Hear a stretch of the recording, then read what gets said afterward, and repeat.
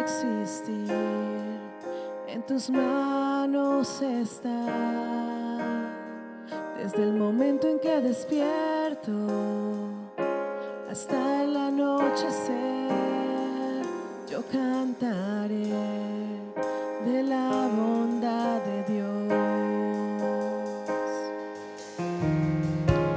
En mi vida ha sido bueno, en mi vida ha sido tan bien. Con mi ser, con cada aliento, yo cantaré de la bondad de Dios. Yo amo tu voz, me has guiado por el fuego, tú cerca estás en la oscuridad. Me conoces como Padre y como amigo fiel, mi vida está en la bondad de Dios. En mi vida ha sido bueno, en mi vida ha sido tan fiel.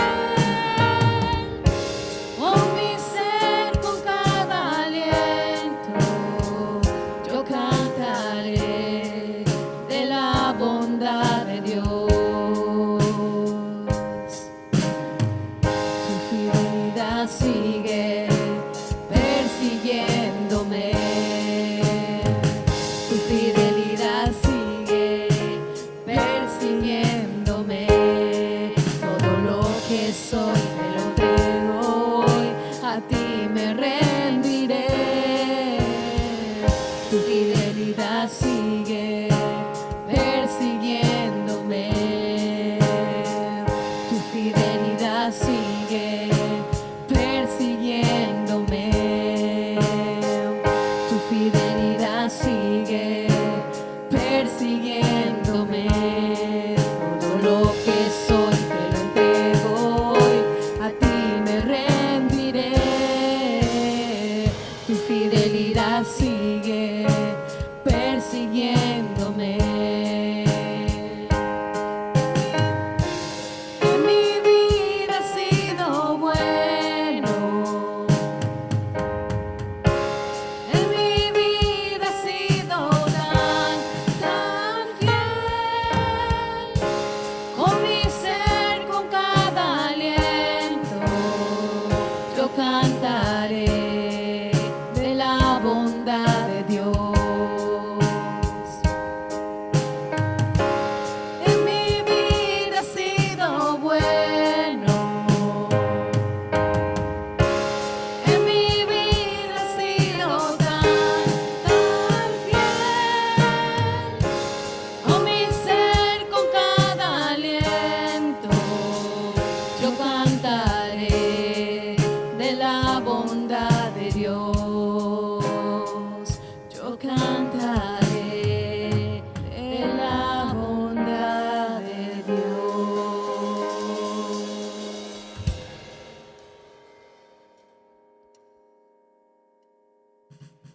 Muy buenas tardes a todos los presentes. Gracias por haber venido para adorar aquí al Señor y muchísimas gracias por escoger nuestra iglesia Connect. Muchísimas gracias. Ahora tomemos un minuto para saludar a la persona que tengamos al lado, bien sea dando la mano o un fuerte abrazo y diciendo: Dios te ama, Jesús te ama, Cristo te ama.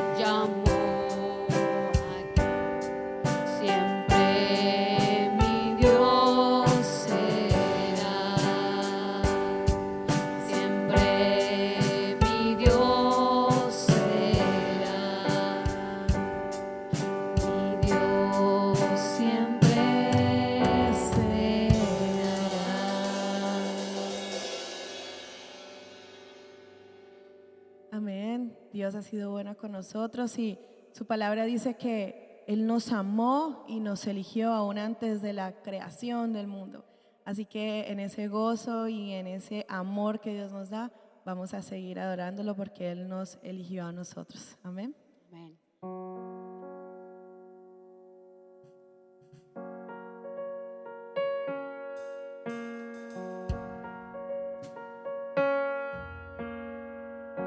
Soy yo para que el gran rey me acepte así. Me encontró en mi perdición su amor por mí, su amor por mí. Libre soy en él, libre en verdad. Soy hijo de Dios, si lo soy. Libre soy, Él me rescató, su gracia en mí. Aun siendo yo pecador, Él murió por mí. Él murió por mí. Libre soy en Él, libre en verdad. Soy hijo de Dios, si lo soy. En tu casa, Dios, sitio hay para mí. Soy hijo de Dios, si lo soy. Escogido, perdonado, yo soy quien dices que soy. Vas conmigo a mi lado, yo soy quien dices que soy. Yo soy quien dices que soy. Libre soy en Él, libre en verdad. Soy hijo de Dios, si lo soy.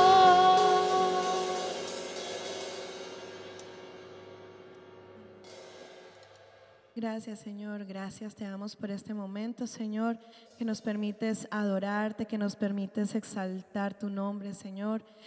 En esta hora, Padre, te presentamos este momento, te presentamos nuestra mente, nuestra alma, nuestro corazón, todo nuestro ser, para que esté apercibido a tu palabra, para que esté apercibido a lo que tú quieres hablarnos en el día de hoy. Gracias, Señor, gracias por tu amor y por tu misericordia en nuestras vidas. En el nombre de Jesús, amén y amén.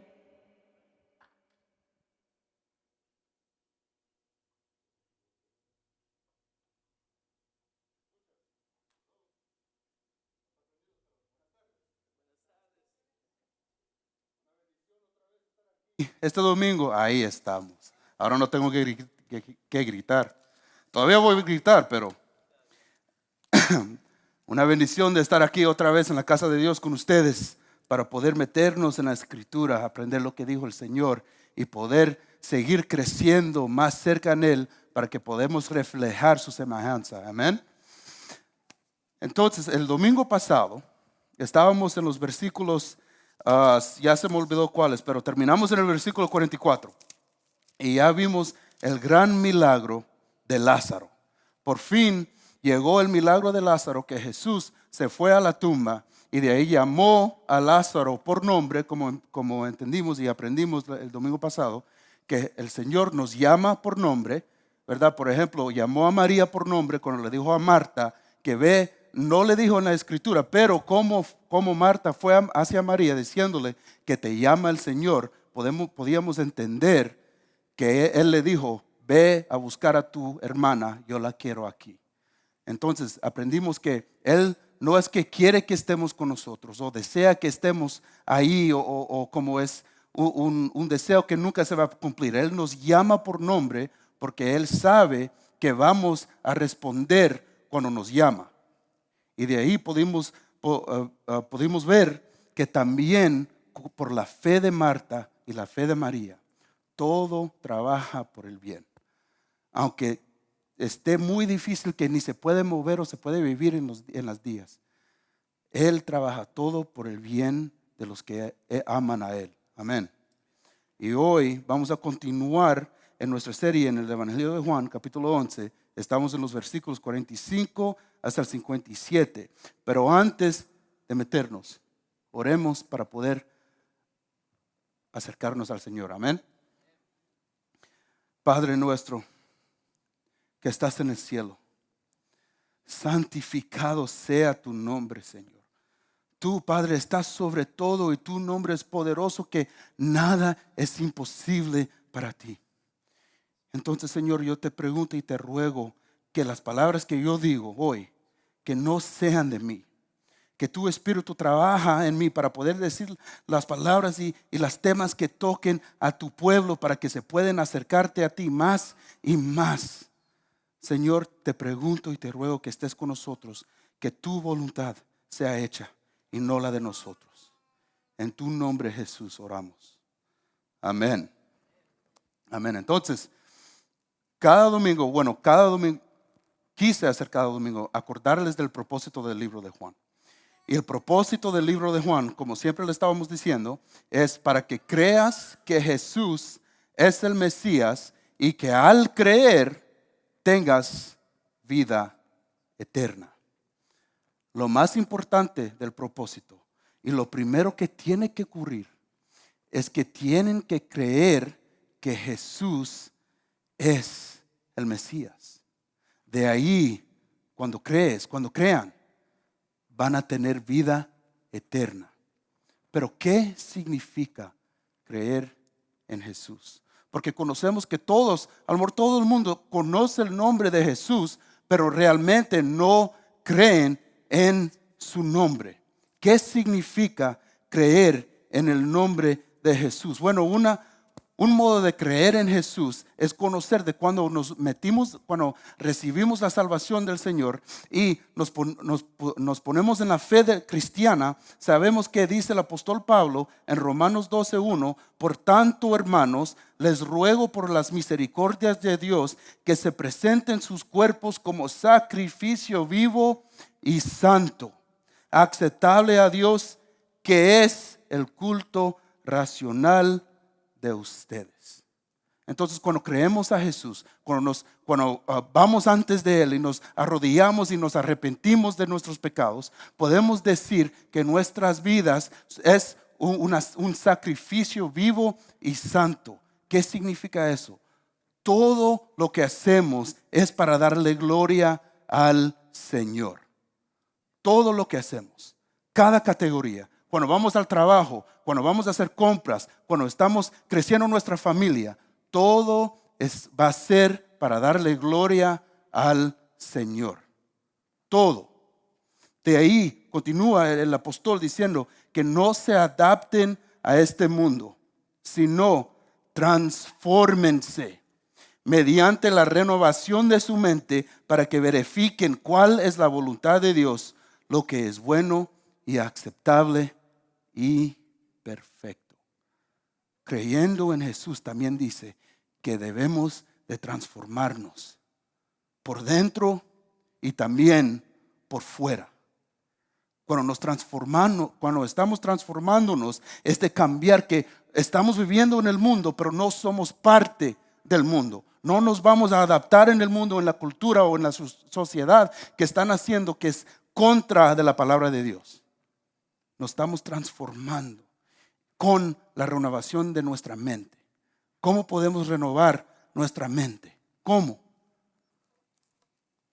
Es de leer la palabra del Señor, entender lo que dice en su palabra, poder absorber todo lo que dice la palabra para poder transformarnos, cambiarnos y ver que todo lo que está aquí en la tierra fue hecha por su mano. Y de ahí podemos decir que toda la gloria es para el Señor. Y cuando uno cree en Jesús, ¿cómo llegaron a creer? Porque todos los creyentes, si están aquí sentados o conocen a un creyente, ¿cómo llegaron a creer a Jesús?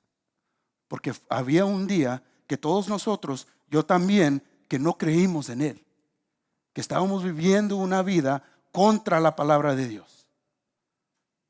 ¿Cómo pudimos creer en Jesús? Y uno de los modos que pudimos llegar a creer en Jesús es algo que se debe de hacer de todos los creyentes. Y se dice en Mateo 5:16. Y yo sé que estas escrituras no están en el esquema. Discúlpenme, por favor, pero solo síguenme y pongan atención, por favor.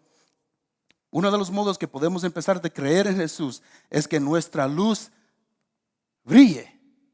Como dijo Jesús en Mateo 5:16. Así brille la luz de ustedes delante de ¿quién? De los hombres. No solo los hombres, pero también las mujeres, diciendo todo el mundo. Que tu luz brille delante de todo el mundo para que vean sus buenas acciones. ¿Y para qué hagan? Para que glorifiquen a su Padre que está en los cielos. Así, cuando uno ve las buenas obras, cuando uno ve que tú has transformado, porque yo sé que algunos de ustedes tienen el testimonio de alguien en su familia, a lo mejor ha visto cómo ha cambiado usted y de ahí te empieza a preguntar qué te ha pasado, por qué estás tan diferente. Ahí les puedes decir, conozco a Cristo, también lo necesitas tú.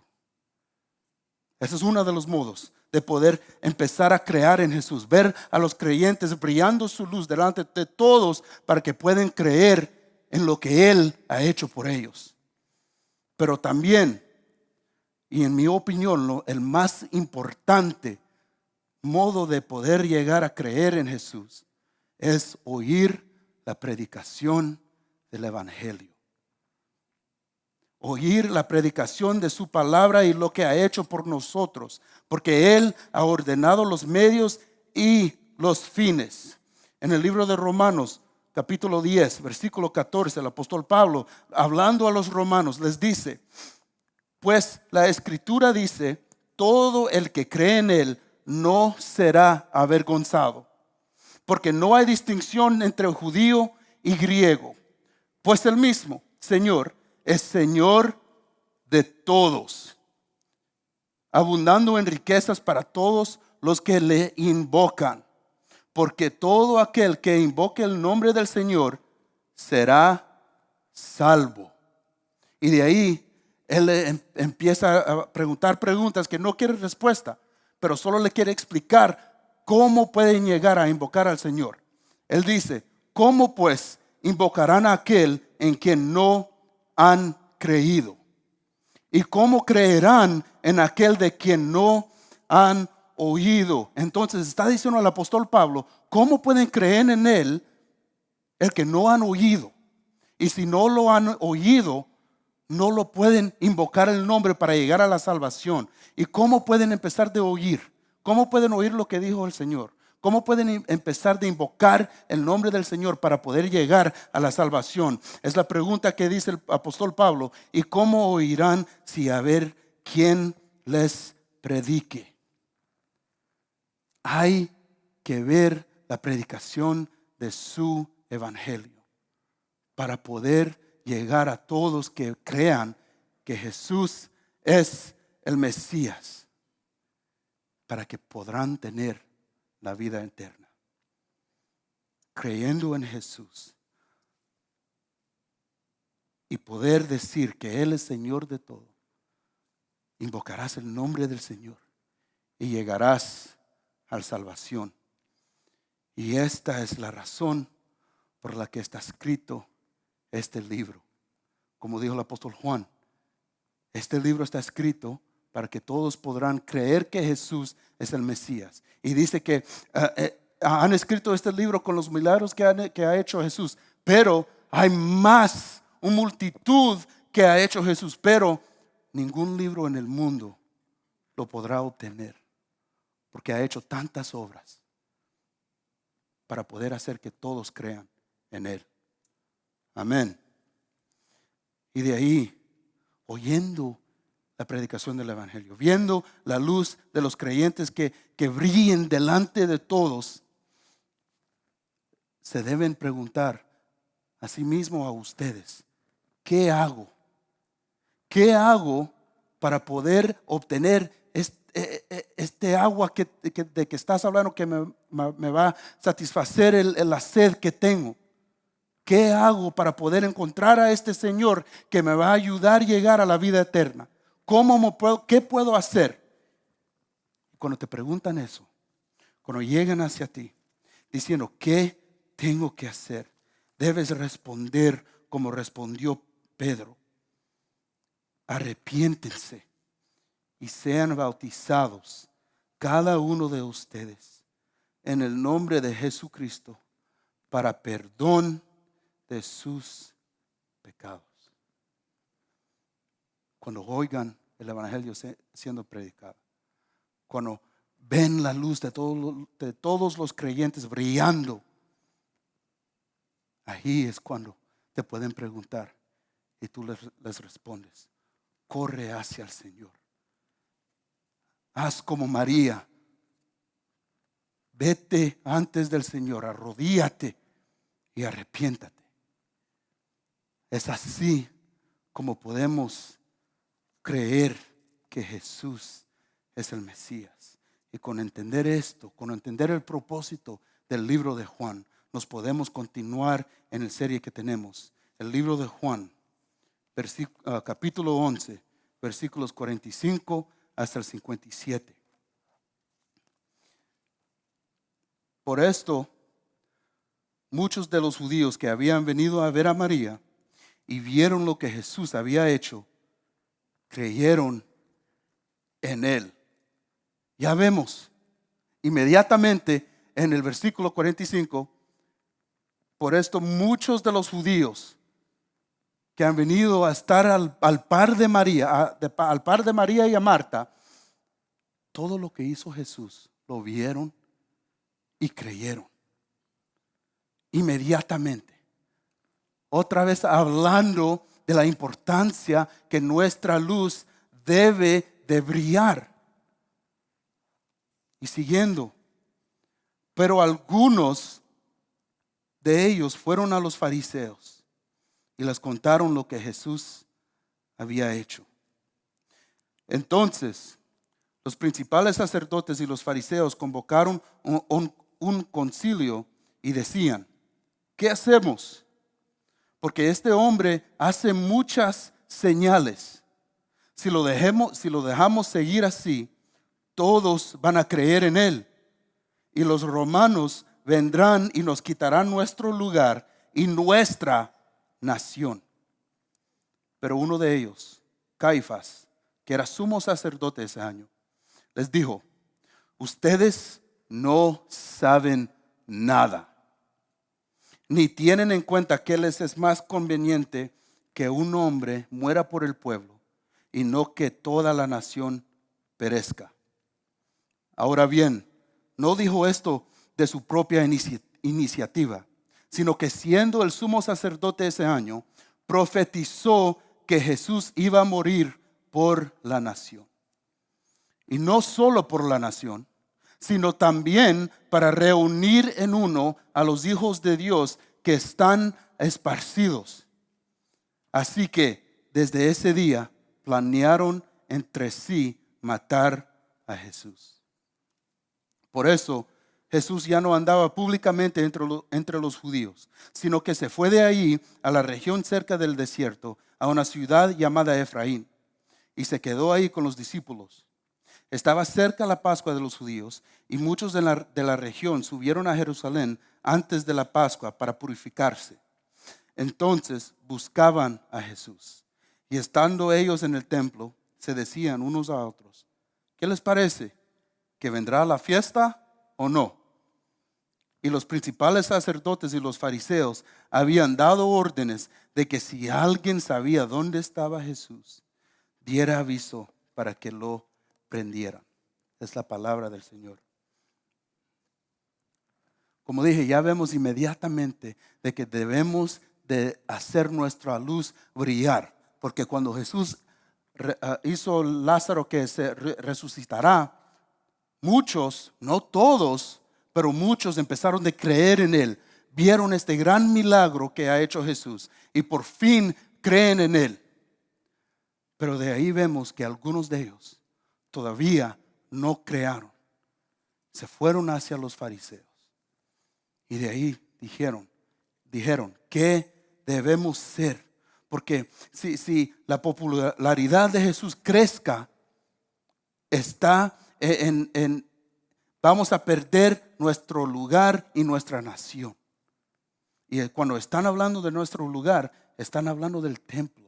El templo en Jerusalén, el único templo que era para el pueblo judío, y era la versión grandiosamente que reconstruido Herodes. Y de ahí nuestra nación. Cuando estaban hablando de nuestra nación, estaban hablando de la autonomía que tenían, la autonomía limitada bajo del gobierno imperio romana. No es que estaban completamente libres, pero se gozaban en algunas libertades. Entonces temían que si la popularidad de Jesús crecía, podría provocar una intervención romana. Y ya vemos que a ellos no les importaba el pueblo, pero en verdad lo que les importaba es de sí mismos, de perder lo que han ganado, de perder lo que ellos han hecho, bueno, lo que piensan que ellos han hecho. Y de ahí algo tan interesante cuando estaba leyendo esto, que Caifás, siendo el sumo sacerdote de ese año, y no necesariamente cuando leímos eso es de decir que Caifás fue elegido como el sumo sacerdote de ese año. No, él fue el sumo sacerdote casi 18 años en este tiempo. Y ahora él llega y empezó de profetizar. Profetizó y dijo en el versículo, déjenme encontrarlo, versículo 49 dice: ustedes no saben nada ni tienen en cuenta que les es más conveniente que un hombre muera por el pueblo y no que toda la nación perezca. Y es interesante porque irónicamente él les dice que ellos no saben nada, pero en realidad él tampoco supo lo que estaba diciendo. Él pensó que estaba profetizando para los judíos, para Israel, para poder proteger lo que han ganado y lo que han crecido ellos. Pero él profetizó algo que iba a ser algo eternamente bueno por todos. Y él no fue el primero de profetizar esto. Había uno que profetizó Jesús llegando. Pero ¿cuándo fue la primera vez de oír esta profecía? En el libro de Génesis, capítulo 3, versículo 15. Vemos el Señor, Él mismo da esta promesa. Porque cuando Dios dice algo, no es una profecía, sino una promesa. Y de ahí Él dice: pondré enemistad entre tú y la mujer, y entre tu simiente y su simiente, él te herirá en la cabeza, y tú lo herirás en el talón. Aquí Dios ya está prometiendo la llegada de Jesús al mundo, diciendo que Él va a vencer la muerte. Él le va a ganar al serpiente, a Satanás. Él va a pensar que Él ha ganado cuando Jesús ha muerto en la cruz en Calvario, pero en realidad ha ganado con esa muerte. Y de ahí vemos, no podemos entender que Caifás profetizó esto, dijo todas estas palabras, pero con intenciones malvadas. Lo que se salió de la boca de él fue puro mal. Quiso matar a Jesús solo por su bien, para que pueda proteger a los judíos. Pero en realidad, otra vez vemos cuán grande es Dios. Porque el ejemplo que podemos entender de Dios usando las cosas malas, usando cada cosa que pasa en nuestras vidas, Él lo hace trabajar en el bien. Y de ahí, como dijo José en el libro de Génesis capítulo 50, 20, y creo que no lo tenemos correcto, disculpen, pero el Génesis capítulo 50, versículo 20, ya después de todas las pruebas de José, está enfrente de sus hermanos y ellos pidiéndole por el perdón, y él les dice: ustedes pensaron hacerme mal, pero Dios lo cambió en bien para que sucediera como vemos hoy, y se perseverará la vida de mucha gente. Ahí vemos que Dios usa todas las cosas, todas las pruebas que estamos en, todas las dificultades que a lo mejor estamos pasando por, Él lo usa por el bueno, en una manera que a lo mejor nunca vamos a entender. Pero ¿cómo también podemos entender? ¿Cuál otra manera podemos entender que Él siempre usa las cosas, los planes para el bien? En el libro de Proverbios, capítulo 19, versículo 21, dice: muchos son los planes en el corazón del hombre. Hablando que todos tienen sus planes. Todos pueden planear lo que van a hacer mañana, o el año próximo, o el año o 5 años en el futuro. Pueden planear lo que sea. Mas el consejo del Señor permanecerá. El propósito del Señor siempre se va a cumplir. Lo que sea que planeamos, el propósito del Señor siempre permanecerá. Y bien dicho, Job, cuando estaba hablando con el Señor, él dijo en el libro de Job, capítulo 42, versículo 2: yo sé que tú puedes hacer todas las cosas y que ninguno de tus propósitos puede ser frustrado. Su propósito siempre se va a cumplir. Nunca será frustrado, porque Él da la última palabra. Amén. De ahí una cita de Charles Spurgeon hablando más cómo la mano soberana de Dios trabaja. La mano soberana de Dios convierte incluso las acciones malvadas de los hombres para servir a sus propósitos. Caifás pretendía asegurar el poder y salvar a su pueblo políticamente, pero la profecía hablaba de algo infinitamente mayor: la salvación del pueblo de Dios del pecado a través de la muerte de Cristo. La intención del hombre era malvada, pero el plan de Dios era redención. Los planes del Señor siempre se van a cumplir. Las promesas del Señor siempre Él los cumplirá. Y de allí, viendo los versículos 56 y 57 del libro de Juan, capítulo 11, vemos que ni saben qué hacer los fariseos. Se están preguntando uno a otro: ¿qué, va a llegar este Jesús o no? ¿Qué vamos a hacer cuando llega? ¿Cómo podemos encontrarlo? Y como no era su tiempo, no lo han encontrado todavía. Y de ahí ellos mandan mensajes diciendo que cualquier persona que sabe a dónde está este Jesús nos debe avisar, porque si no, los vamos a sacar del templo. Eso era el peligro que tenían los judíos de este tiempo, de que si no avisaron a los fariseos a dónde estaba Jesús, y en verdad conocían a dónde estaba, los fariseos, los sacerdotes lo iban a quitar del templo permanente.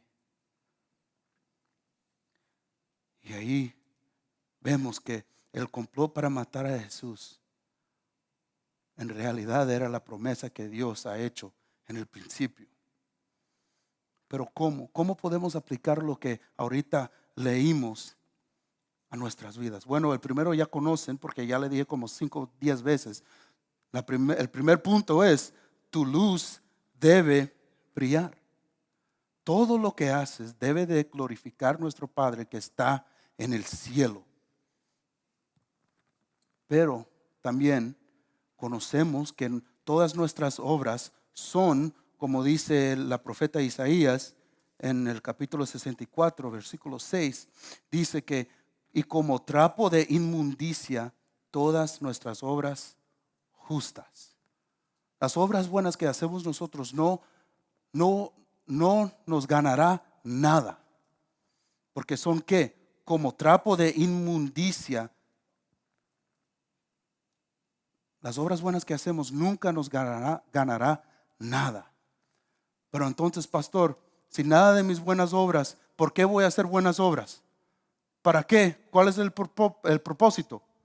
Bueno, nuestras obras no son para ganar la salvación, pero son el resultado de la salvación. El libro de Efesios, capítulo 2, versículos 8 a 10. Efesios, disculpen, gracias. Porque por gracia ustedes han sido salvados por medio de la fe. Y esto no procede de ustedes, sino que es don de Dios, no por obras, para que nadie se gloríe. Porque somos hechura suya, creados en Cristo Jesús, para hacer buenas obras, las cuales Dios preparó de antemano para que anduviéramos en ellas. Entonces, las obras no son para que nosotros nos podamos glorificar, sino son obras en parte de la salvación que Él nos dio. No es nada que podemos ganar nosotros. ¿Qué dice el apóstol Pablo? Es don de Dios. Y de ahí siguiendo más. ¿Por qué? ¿Por qué debe brillar tu luz? ¿Por qué debemos de hacer las obras buenas? ¿Por qué debe ser ese ejemplo en nuestra vida? ¿Por qué debemos enseñar ese fruto en nuestras vidas de las obras buenas? El libro de Santiago. Estamos leyendo bastante escrituras. Por favor, el libro de Santiago, capítulo 2, versículo 17. Así también la fe por sí misma, si no tiene obras, está muerta. Hablando o que significa esta escritura es que si tenés la salvación y tenés fe en Cristo, lo que seguirá o continuarás son las obras buenas. Porque ahora como sos transformado, como sos cambiado, no sos parte del mundo y tu mente está renovada, tu deseo va a ser para vivir haciendo obras buenas. ¿Para qué? Para que puedan glorificar al Padre que está en el cielo. Y si el deseo no está allí, si puede decir que no crees en Jesús, se tiene que ver la fruta del árbol. Y también la ruta de ese árbol tiene que ser tu fe en Cristo. Porque si no está esa fe, nunca vas a tener esa fruta. Y de ahí nuestra luz debe de brillar antes de todos, para que puedan glorificar al Padre que está en el cielo. Y de ahí nuestro segundo punto. El orgullo trae la muerte. ¿De qué hablo? Obvio, todos los pecados traen la muerte, porque dice en Romanos 6, versículo 23, porque la paga del pecado es muerte, pero la dádiva de Dios es vida eterna en Cristo Jesús, Señor nuestro. Cada pecado va a traer muerte. Si tenés pecados que no ha perdonado el Señor, si no has llegado a arrepentirte antes de Él, va a llegar a la muerte. Y no estoy hablando físicamente, estoy hablando espiritualmente. Pero un ejemplo, solo para enseñarles de lo que estoy hablando. En Juan 11:48. Juan 11:48, vemos el orgullo en los fariseos. Dicen, si lo dejamos seguir así, todos van a creer en Él. Y los romanos vendrán y nos quitarán nuestro lugar y nuestra nación. ¿Qué pasa de ahí? Para ver cómo empieza el orgullo. Empieza con el poder. De ahí, con el poder, uno piensa que tiene la autoridad. Y de ahí, de la autoridad, empiezan a tener orgullo. Yo soy alguien. Me deben de llamar pastor, ¿verdad? Pero si teniendo el poder, nadie de nosotros tenemos poder, ni yo. Nadie tiene autoridad, ni yo lo tengo. Si dejamos que el poder y la autoridad se metan en nuestras vidas, se transformará orgullo y nos llevará a la muerte.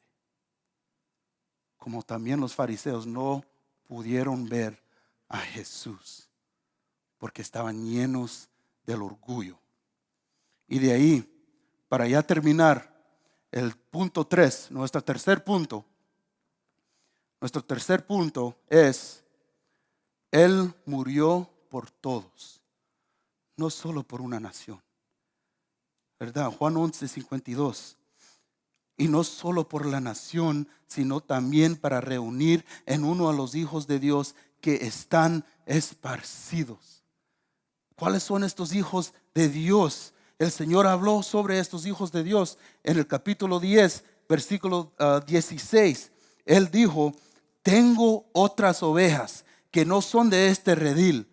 A esas también yo debo traerlas, y oirán mi voz, y serán un rebaño con un solo pastor. El redil de que él estaba hablando del Israel. Y las otras ovejas son los gentiles. Somos nosotros que por fin estamos cerca a Jesús, estamos cerca a Dios por lo que ha hecho Jesús.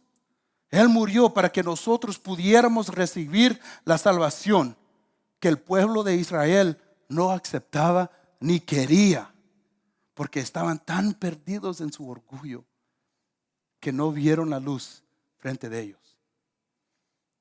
Pero no era la promesa con Israel. Me pueden preguntar, ¿verdad? ¿No era para Israel la promesa? En el libro de Galatas 3:28. Galatas 3:28 dice: no hay judío ni griego, no hay esclavo ni libre, no hay hombre ni mujer, porque todos son uno en Cristo Jesús. Y a veces esta escritura está mal interpretada en algunas iglesias. Pero esto solamente está hablando de la salvación, diciendo que todos nosotros somos iguales antes del Señor, porque Él ha muerto por todos. Cuando Él se montó en la cruz en Calvario, Él murió por todos, por cada persona que llegará al fe en Él, al salvación, que se puedan arrepentir y arrodillarse y decir que Él es Señor. Por ellos Él ha muerto. Y de ahí, por si acaso, si no me creen, Romanos 5, versículo 18. Romanos 5, versículo 18. Así pues, tal como por una transgresión resultó la condenación de todos los hombres. El pecado del principio de creación era por todos, no solo por Israel, no solo por los gentiles, por todos.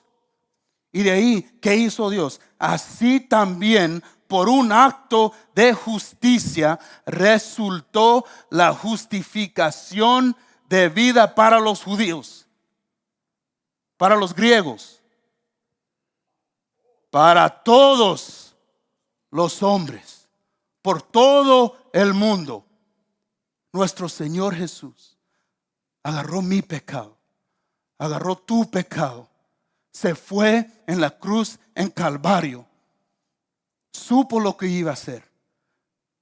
Oró al Señor y dijo: sea tu voluntad, no la mía. Pero se fue en la cruz en Calvario por nosotros, por medio de nosotros, para que podamos tener la vida eterna y vivir en la tierra una vida llena de abundancia. No de cosas, no de materiales ni de dinero, pero de poder que decir que tenemos la paz de Dios por lo que Él ha hecho por nosotros.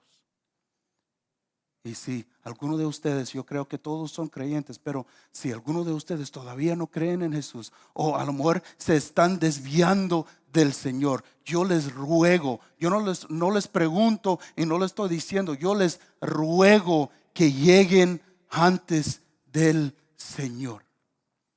Arrepiéntense de los pecados. Díganle que Él es su Señor de todo, de cada categoría de su vida, para que Él te puede hacer ver y que puedas decir: aleluya, Él es mi Dios y yo soy su hijo. Qué gran rey me escogió a mí, un pecador, pero yo soy quien dice que soy, escogido, perdonado y también amado. Amén. Oremos. Padre, yo te glorifico por lo que has hecho, por lo que sigues haciendo en cada día, en cada momento en nuestras vidas. Padre, a los creyentes tenemos una solución para todas las personas que están en el mundo. Te pueden encontrar a ti para poder tener la paz de ti que sobrepasa la paz del mundo. Y que cuando te encontramos podemos decir que tenemos un buen Padre que nos ama tanto, que nos ha dado a su Hijo para poder llegar antes de Él y tener una relación contigo. Padre, te pregunto que a los que todavía no te conocen, o a los que se están desviando de ti, o a lo mejor se están preguntando en lo que deben de hacer en su vida siguiéndote, Padre, te ruego que hagas tu voluntad en su vida. Ilumines lo que debes iluminar en sus vidas. Y también para que se puedan acercar hacia ti y decir que tú eres Señor de todo y que te aman porque tú te lo mereces. En el nombre de Jesús oramos. Amén.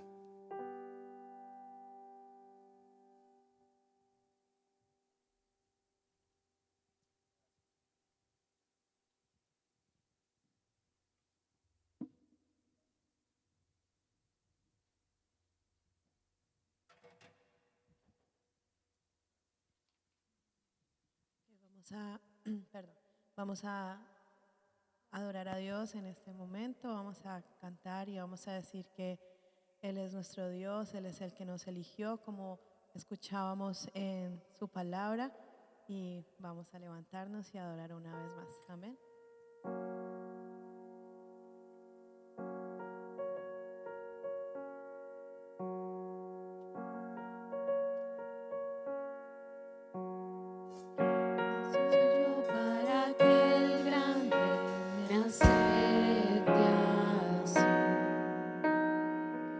Encontró en mi perdición su amor por mí, su amor por mí. Libre soy en Él, libre en verdad. Soy hijo de Dios, si lo soy. Libre soy, Él me rescató, su gracia en mí.